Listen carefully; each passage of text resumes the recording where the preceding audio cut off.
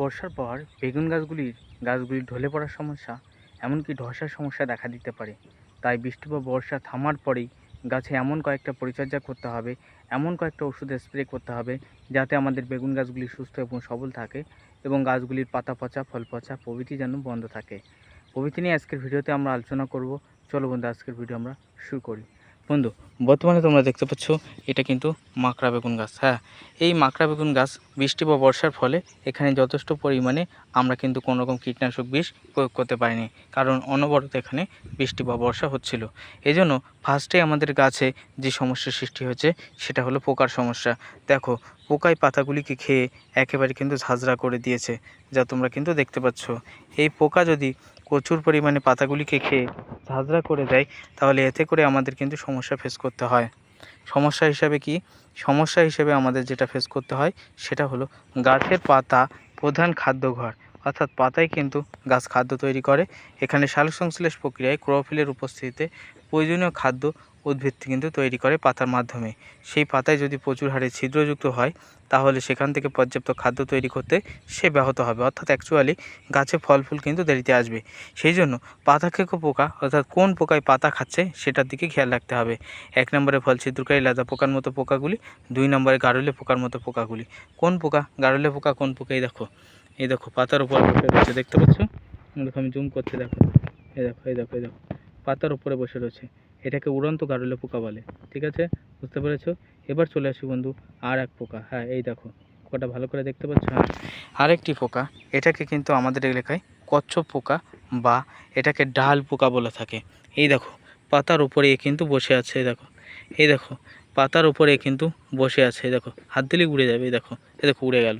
এ কী করে? এ ধীরে ধীরে কিন্তু সেই পাতার ছোট ছোট পাতাগুলিকে ফুটো করে, অর্থাৎ ছিদ্র করে। অর্থাৎ প্রথম অবস্থায় এখানে বসবে, ধীরে ধীরে রস শোষণ করবে, তার পরবর্তী সেই পাতাগুলি খেয়ে নষ্ট করবে।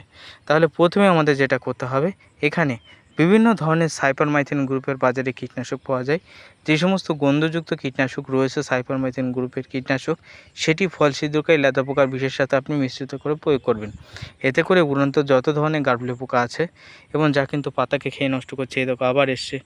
এই দেখো বন্ধু, আবারও পাতার নিচে চলে গেল। এখানে ছিল একটু আগে, যাই হোক উড়ে চলে গেছে। তাহলে আমি যে কথা বলছিলাম, আমি দেখাতে পাচ্ছি না, উড়ে চলে গেছে। তাহলে আমি যে কথা বলছিলাম, আপনি সিংজেন্টা কোম্পানির সুমিডিস দেবেন ফল ছিদ্রকারী লেদা পোকার জন্য। তার সাথে অবশ্যই ইউপিএল কোম্পানির উস্তাদ ব্যবহার করবেন। এর ভিতরে প্রচুর পরিমাণে সাইপারমাইথিন রয়েছে, যা গাছের এই ধরনের পোকাকে মেরে সাফ করতে পারে। হ্যাঁ বন্ধু, তাই ফার্স্টে কিন্তু এই পরিচর্যা আমাদের করতে হবে। এই দেখো সেই পোকা আবারও এসছে। এই যে এই যে পাতার নিচে, এই দেখো এই যে পাতার নিচে। যাই হোক বন্ধু, এবার তাহলে ফার্স্ট পরিচর্যা আমরা করলাম। দ্বিতীয় পরিচর্যা কি? দ্বিতীয় পরিচর্যা হলো আমাদের গাছ ঢলে পড়ে মরতে পারে। হ্যাঁ, সেই জন্য আমাদের এই বেগুন গাছের গোড়ায় আমরা যতটুকু পরিমাণে পারবো কার্বোফোন দেব, গোড়া থেকে গোল করে, অথবা সারা জমি কার্বোফোন গ্রুপের ডন 3G ফিবিডন দানা এগুলো ছড়াবো। কারণ বিশেষ করে বৃষ্টি বা বর্ষার টাইমে গাছের গোড়ায় নানান রকম ছত্রাক ব্যাকটেরিয়া, এমনকি ছোটো ছোটো পোকা বসবাস করে, যা শেকড়কে ধীরে ধীরে খেয়ে নষ্ট করে, শেকড়কে পচিয়ে দেয়, এমনকি নানান সমস্যা বিশেষ করে সৃষ্টি করে। এছাড়াও গাছের গোড়ায় যদি অতিরিক্ত পরিমাণে বৃষ্টি বা বর্ষায় কেঁচোয় মাটি তোলে, ছিদ্র করে, তাহলে কিন্তু সেই অংশ দিয়ে পর্যাপ্ত জল কিন্তু গাছের গোড়ায় থাকবে এবং পরবর্তী গাছের গোড়া পচে গাছ কিন্তু মারা যাওয়ার সম্ভাবনা একটা থাকে। তাই গাছের গোড়ায় এবং সারা জমি কার্বোফোন ছড়িয়ে দেবেন। এতে করে জমির কেঁচো মারা যাবে, জমিটা দেখবেন একটা প্লেন একটা ছ্যাদলাযুক্ত হবে। জল যখনই হবে তখন নির্দিষ্ট নালা দিয়ে সেটা বাইরে পাস হয়ে যাবে। তাহলে এটা কিন্তু আমাদের করতে হবে। দ্বিতীয়ত যেটা আমি বলছিলাম বন্ধু, আমাদের গাছে ভালো একটা ফাঙ্গিসাইড স্প্রে করতে হবে। হ্যাঁ, আমাদের গাছ যাতে ঢলে না পড়ে, গাছগুলি যাতে সুস্থ এবং সবল থাকে, সেজন্য বাজার থেকে আপনি 2টি ফাঙ্গিসাইড ক্রয় করবেন। হ্যাঁ, আমি বলবো না তুমি লোনা, আমি বলবো না তুমি অ্যামিস্টার টপ, আমি বলবো না নানান ধরনের দামি দামি ফাঙ্গিসাইড ব্যবহার করো, কারণ ওগুলো ব্যবহার করলে ওগুলো প্রচুর দাম, কাজও বেশি, প্রচুর দামও, ব্র্যান্ডেড ওষুধ। কিন্তু কম দামের ভিতরেও অনেক ওষুধ আছে যেগুলোকে গাছকে কিন্তু প্রোটেক্ট করে, গাছগুলিকে সুরক্ষা দেয়। যেমন আপনি 1 নম্বরে শুধুমাত্র অনলি ফর কার্বনডাজিম গ্রুপের সিস্টেমিক ফাঙ্গিসাইড ব্যবহার করতে পারেন।